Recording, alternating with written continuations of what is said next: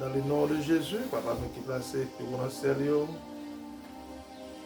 pour approcher de la présence au Seigneur matin, nous exaltons, nous bavons gloire, nous bavons exaltation, même seul au mérité.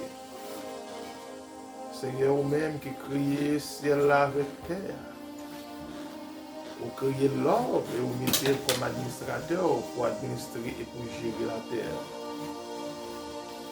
Nous magnifions chaque Seigneur Dieu parce qu'on mérite toute gloire, toute adoration, tout remerciement.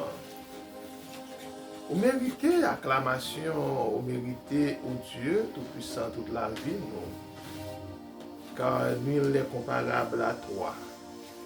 Nul n'est comparable à toi, éternel, ô Dieu. Merci infiniment de ta grâce, de ta sainteté, merci de ta magnificence. Merci de ce que tu as fait de nous, ton royaume de sacrificateurs. Merci une fois de plus pour les chrétiens de l'église évangélique Bethléem du Trujillo. Côté cher Sœur Dieu, continue de verser grâce sous nous. Oh, nous sommes au 5e année du travail, oh Dieu, dans cette communauté difficile. Dans un pays où rien ne fonctionne du tout pas. Dans un pays où l'État faillit à sa mission, l'État n'existe même pas. Mais toi, oh Dieu, tu es toujours là. Tu prends soin de tes servantes et de tes serviteurs. Tu prends soin de tes fils et de tes filles. Merci, oh Dieu.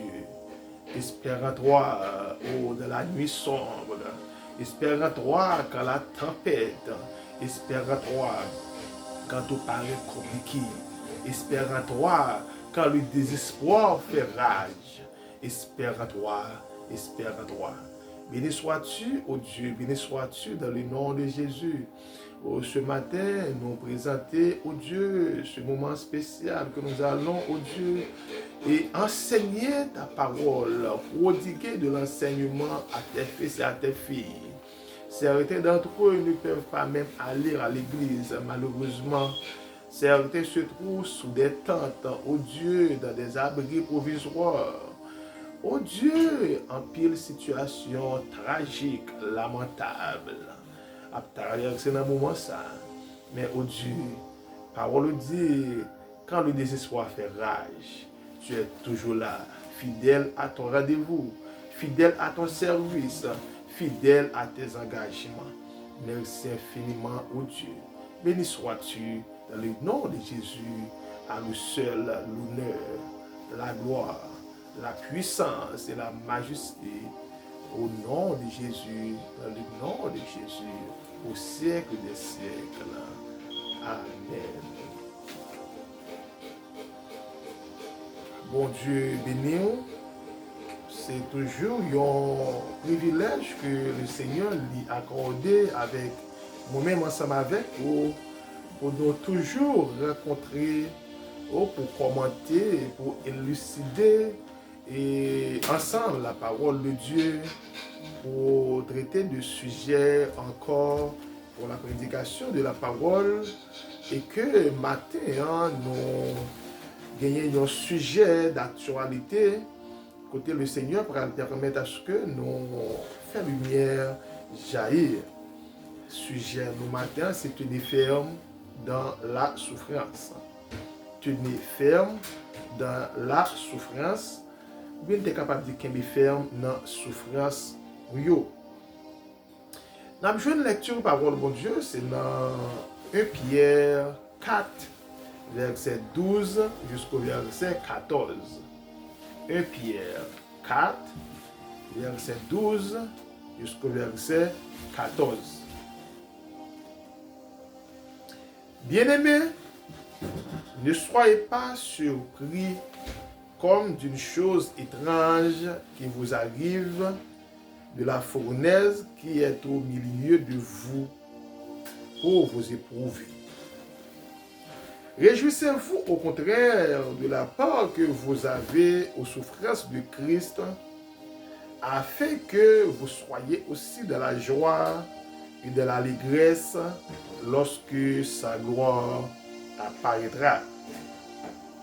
Si vous êtes outragés pour le nom de Christ, vous êtes heureux parce que l'Esprit de gloire, l'Esprit de Dieu repose sur vous. 1 Pierre, chapitre 4, verset 12 jusqu'au verset 14.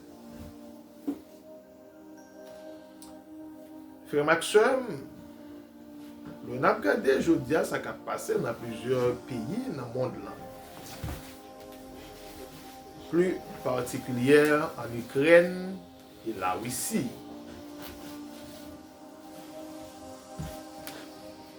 Plus de 3 ans.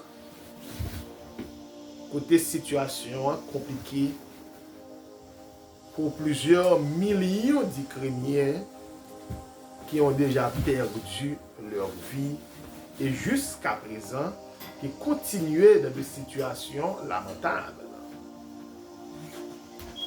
Combien encore? On ne sait pas. Environ 3 ans en Moyen-Orient, plus particulier en Israël et Palestine. Depuis M. fin frapper sur la bande du Gaza, plusieurs millions de Palestiniens ont perdu leur vie. Des grands édifices disparus. Des milliers de familles, des millions même de familles, malheureusement, ont perdu leur vie. La CAIPA, nous, en Haïti, le 6-7 juillet 2018, Haïti a connu une extraordinaire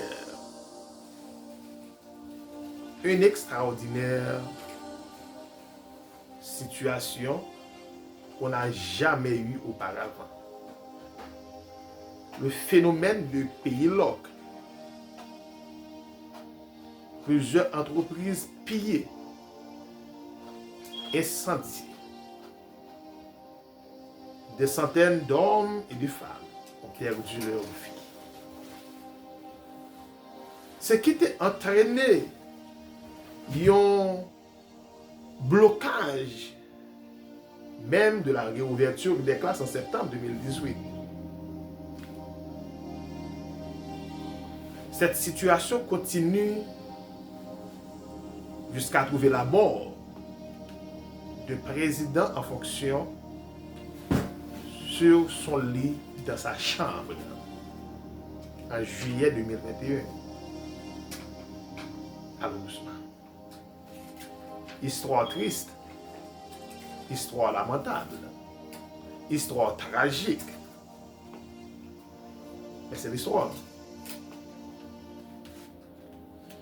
Situation ça qui continuait de dégénérer davantage, qui ont coûté la vie de 2018 à avril 2021, plus de millions de morts. Plus de millions d'assassinats tragiques. De drames qui ne pas passé même dans le pays en temps de guerre. De drames terribles. Et ce qui est plus grave pour nous en Haïti, si l'Ukraine a perdu parce que la Russie en face, une nation étrangère. Si Palestine a perdu parce que la nation étrangère, Israël, qui est en face. Qu'en est-il de nous en Haïti? Nous n'avons rien en face. Haïtien a détruit Haïtien.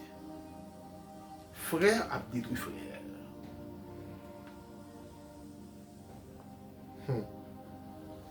C'est triste.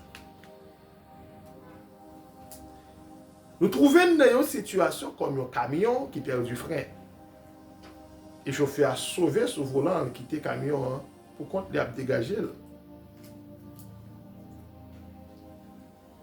full gaz, pas de panne carburant. Qui ça qui va bloquer camion ça? Qui pied bois pour bloquer camion ça? Dans qui falaise camion ça pour tomber pour camper? Pour combien de temps encore camion a continué à rouler? Jusqu'à l'heure encore. Personne ne le sait. Jamais personne. L'État a disparu. On pourrait même dire que l'État avec bandit, il a même papa, même origine, même orientation.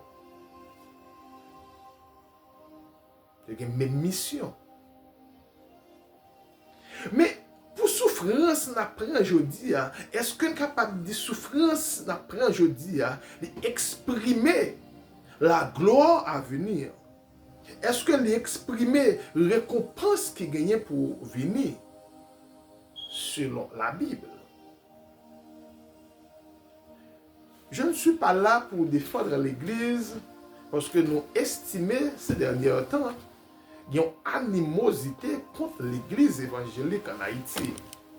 C'est comme si c'est l'Église qui est responsable de tout ça qui a passé. C'est comme si c'est l'Église qui est responsable de l'effondrement de la société haïtienne. Mais pourquoi? Pourquoi tout ça? Pourquoi ça a toute rancune ça? Pourquoi ça a toute animosité ça? Pourquoi ça a tout parler ça? Bien-aimés frères et sœurs, pour exprimer le fait que la récompense éternelle des chrétiens, il est proportionnel aux souffrances terrestres. Fanta font coup de pied dans Romains, chapitre 8, verset 18. Lettre de Paul aux Romains. Fanta aller aux épîtres aux Corinthiens, soit le 2 Corinthiens 4, verset 16 jusqu'au verset 18. Ou bien, dans l'épître générale, dans 2 Jean 8 et Apocalypse 2, verset 10, pour comprendre pour que ça toute rancune ça yo. Et est-ce que il y a raison, est-ce que il y a raison d'être yo?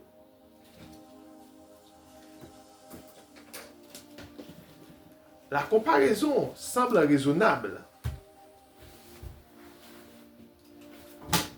puisque la souffrance révèle la fidélité à leur Seigneur Jésus-Christ, qui lui-même soulignait le rapport entre la souffrance terrestre et la souffrance dans les temps à venir.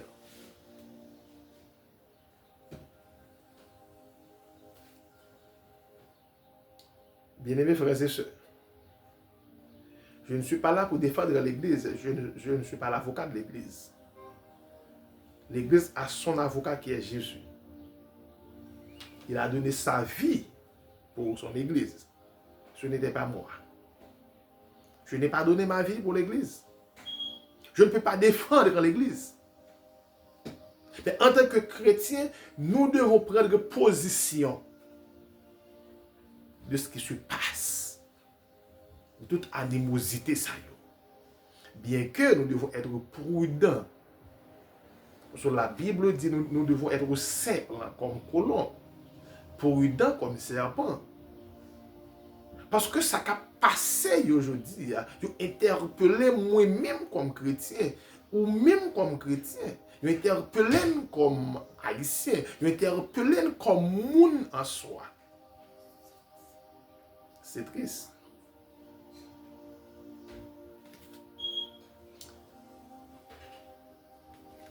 On nous faut pour Dieu avec moi dans Luc 22, Luc 6, verset 22, verset 23.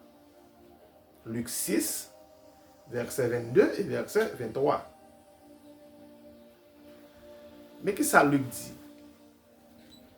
Heureux serez-vous lorsque les hommes vous haïront, lorsqu'on vous chassera, vous outragera, et qu'on vous rejettera votre nom comme infâme à cause du Fils de l'homme. Réjouissez-vous en ce jour-là et tressaillez d'allégresse parce que votre récompense sera grande dans le ciel.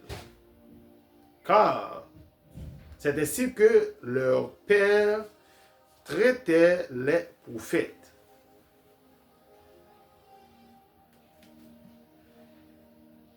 Heureux,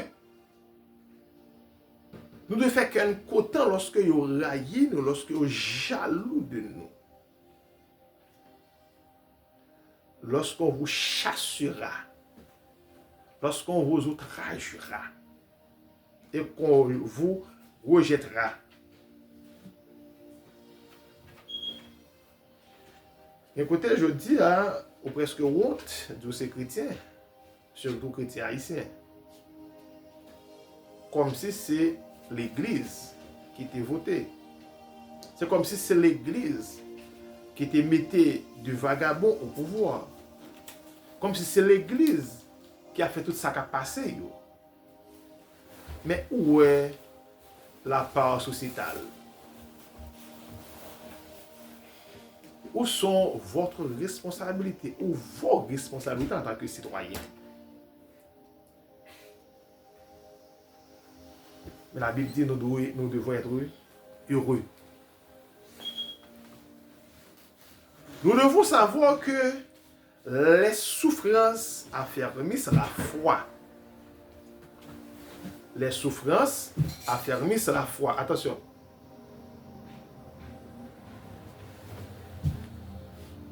Pierre, l'apôtre de Jésus-Christ, il veut affermir la foi des croyants malgré persécutés, malgré attaqués, malgré méprisés, malgré tout outrage.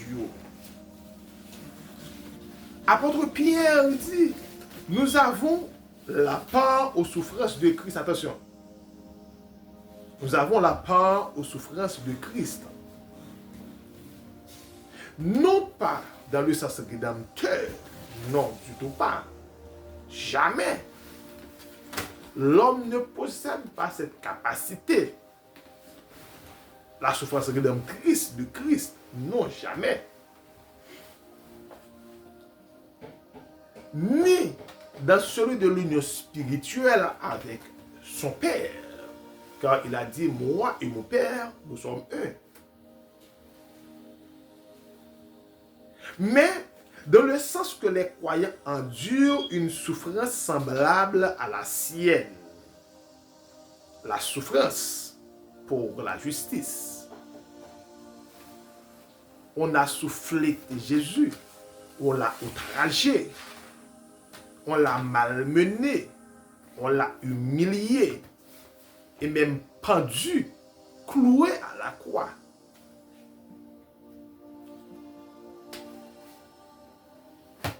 Cela veut dire, si nous souffrons aujourd'hui, si ce qui se passe à Haïti a un grand effet sur notre personne, cela peut engendrer ou encore affermir notre foi. Parce que nous avons partagé la souffrance de Christ. Attention, nous avons partagé la souffrance de Christ.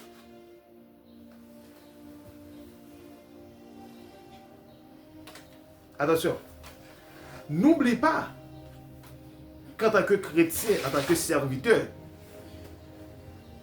de Jésus, en tant que chrétien, nous devons être souffert sur cette terre. Jésus dit dans Matthieu, vous aurez des tribulations dans le monde. Mais prenez courage, j'ai vaincu le monde. Les lecteurs de Pierre, ou bien tu es capable de dire de 1 Pierre, ne sont en communion qu'avec les souffrances de Christ. Cette pensée est frappante et développée par Paul, l'apôtre de Jésus-Christ, soit dans Romains 8, verset 17, ou 2 Corinthiens 1er, verset 7, ou bien dans Philippiens 1er, verset 29. Paul se réfère à la parole de Christ proclamée en Jean, chapitre 15, verset 20 et 21. Paul a parlé de la vie de nos croyants, de la vie de nous comme croyants qui partagent les souffrances de Jésus. Nous avons la communion avec ses souffrances lorsque nous souffrons en son nom, lorsque la haine qu'il a frappée, lui, nous frappe, nous aussi, à cause de lui.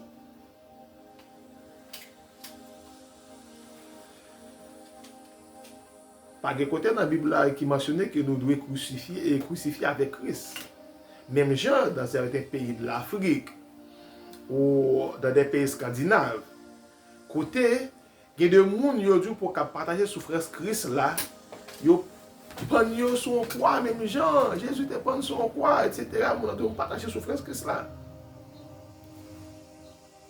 Ce n'est pas une souffrance proportionnelle quand on a besoin de prendre son bois. Mais il y a des souffrances qu'on a endurées, je dis. C'est comme si tu prends son bois. Il y a une expérience qu'on a fait, je dis, qui plus qu'on te prend son bois. Parce que souffrance, il y a des accusations mettez sous dos. Il finit avec vous. Bon dossier au formulé, au formaté sous, il semble avoir, il semble la forme tête, il y a l'ajout, il y a couleur, il y a tout ou même la donne. C'est seulement bon Dieu qui a mis au dehors. L'homme qui a fini avec vous. Mais seul monde qui est avec vous jusqu'au dernier jour, jusqu'au dernier rendez-vous, il est Jésus. Il s'appelle Jésus. Personne d'autre que Jésus.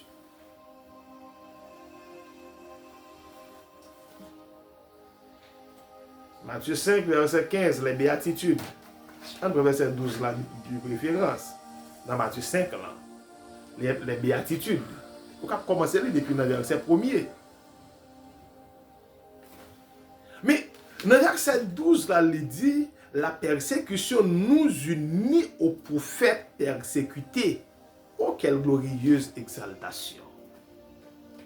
C'est ça qui est intéressant. Souffrance ou persécution nous aujourd'hui.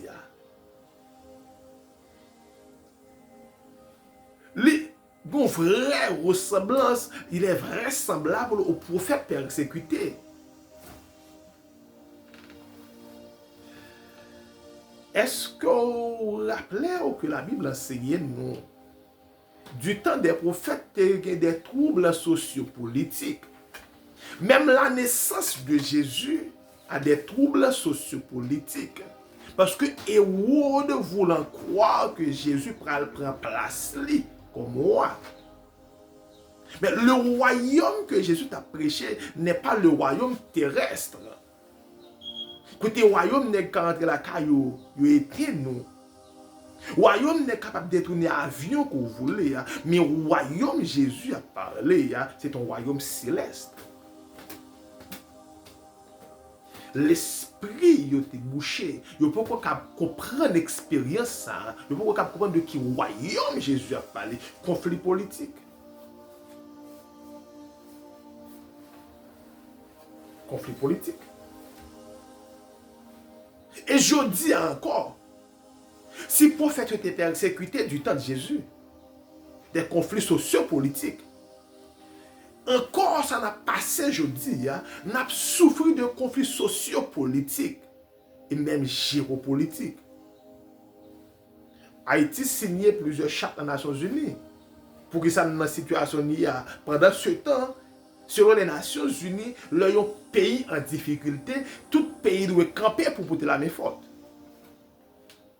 Haïti, première république noire indépendante, qui baille goût de la liberté avec le monde. Je veux dire, pour que ça, c'est nous-mêmes qui avons souffert. Pour que ça, c'est nous-mêmes qui avons de l'eau dans les yeux. Pour que ça, c'est nous-mêmes qui avons code marié nous. Haïti n'a pas produit balle, il n'a pas produit armes. Mais où sont les Nations Unies?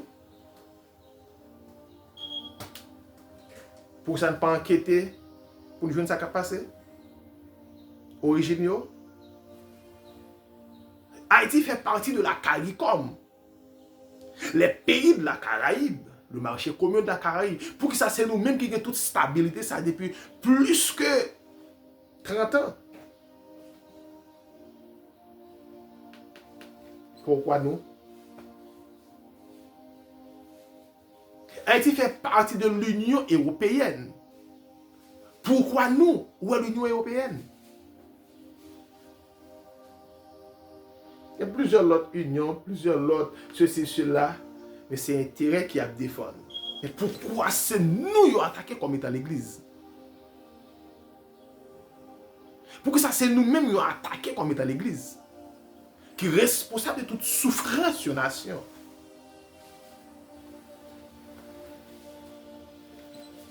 Même mon église a attaqué l'église. Est-ce une chose étrange à considérer comme telle? Non. Nous devons ou nous devrions la considérer comme étant appropriée, naturelle à prévoir, ou comme dit Pierre, en accord avec Matthieu 5, verset 12. Ne vous soyez pas étranges d'être dans la fournaise de l'épreuve.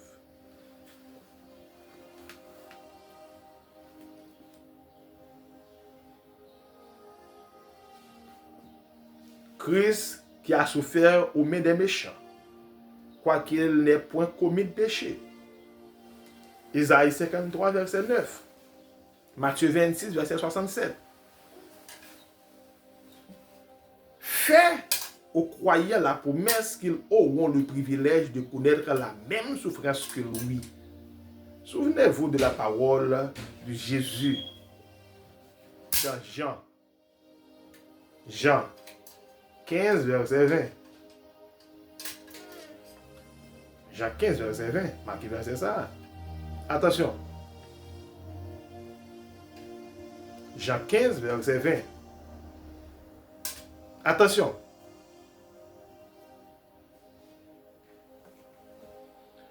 Le serviteur n'est pas plus grand que son maître. S'ils m'ont persécuté, ils vous persécuteront aussi. S'ils ont partagé ma parole, ils garderont aussi la vôtre. Comme je frère, seul, on a fini pour nous. Si Jésus est persécuté, il dit, si moi-même qui bois avec, moi prends du feu. Qu'en est-il de nous qui sommes bois sèches? Qu'en est-il de nous qui sommes bois sèches? De la mesure où les croyants subissent des souffrances injustes, ils devraient continuer de se réjouir encore et encore. Comme le Seigneur l'a fait pour qui n'a pas d'expérience d'une récompense céleste. Cette pensée est parfaitement inacceptable et pourtant, elle est confirmée par le Seigneur dans sa déclaration suivante. Matthieu 5, verset 10, après verset 12, on est capable de mettre fin. Il dit, heureux ceux qui sont persécutés pour la justice, car le royaume des cieux est à eux. Heureux serez-vous lorsqu'on vous outragera, lorsqu'on vous persécutera, et qu'on vous dira faussement de vous toutes sortes de mal à cause de moi. Réjouissez-vous et soyez dans l'allégresse, parce que votre récompense sera grande dans le ciel. C'est ainsi qu'on a persécuté les prophètes qui a été avant vous.